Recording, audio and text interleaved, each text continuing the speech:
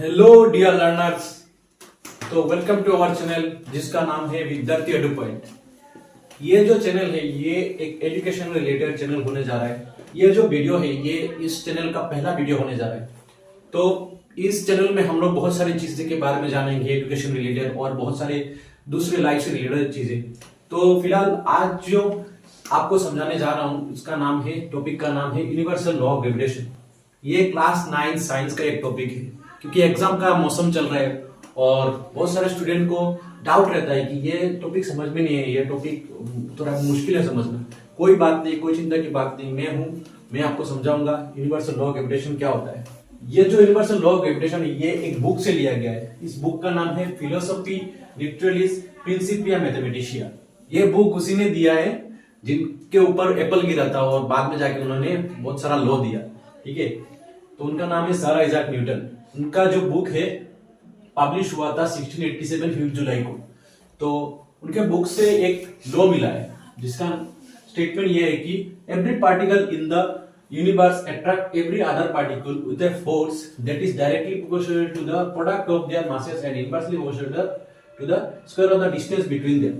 इसका मतलब क्या है, समझ में नहीं आया? इसका मतलब ये है कि जैसे कि मान लीजिए एक फोर्स है, कोई भी एक बॉडी है, M1 एंड M2 दो बॉडीज है। ठीक है, यूनिवर्स में ये दो बॉडीज है, वो एक दूसरे को क्या करता है, अट्रैक्ट करता है। एक दूसरे को क्या करता है, अट्रैक्ट करता है, जिसका फोर्स क्या होगा, directly proportional to the product of their masses. मान लो उसका मास है M1, दूसरे का मास है M2, दोनों का प्रोडक्ट का डायरेक्टली प्रोपोर्शनल होगा। अब डायरेक्टली प्रोपोर्शनल है क्या? डायरेक्टली प्रोपोर्शनल कुछ नहीं, वही है जैसे कि मैं आपको एक एग्जांपल से समझाता हूँ।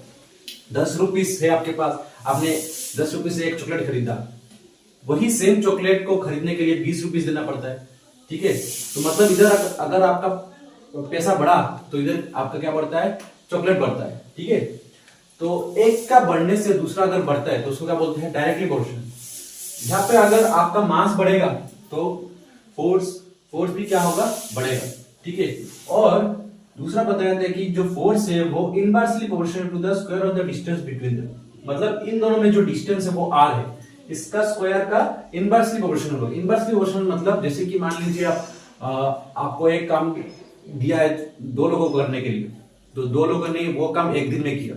ठीक है, आपने वर्कर कम कर दिया, ठीक है, पैसा बचाने के लिए, तो आपका दिन बढ़ जाएगा ना उसी काम को करने के लिए। उसी तरह है कि अगर एक चीज का बढ़ने से दूसरा कम होता है तो उसको क्या बोलते हैं, इनवर्सली प्रोपोर्शनल। इसमें क्या हुआ कि worker and time are inversely proportional to the each other. Okay, तो अगर दोनों बॉडीज पास में आ जाएंगे ना तो फोर्स क्या होगा, बढ़ता रहेगा। अब अगर दो दूर चले जाएंगे तो क्या होगा, फोर्स कम होता रहेगा। तो इसके बाद उन्होंने एक मैथमेटिकली फॉर्मूला दिया है, उसका नाम क्या है, मैथमेटिकल स्टेटमेंट क्या है कि F is equal to G into M1 into M2 divided by R square. ठीक है, इसमें G क्या है, G मतलब gravitational force between two object. नहीं, G मतलब है ग्रेविटेशनल कांस्टेंट। ठीक है, तो यही है यूनिवर्सल लॉ ऑफ ग्रेविटेशन। तो नेक्स्ट वीडियो में हम लोग इस फॉर्मूले को प्रूव करना सीखेंगे कि ये जो F is equal to G M1 into M2 by R square है, इसको हम डिराइव करेंगे। ठीक है, डिराइव करेंगे।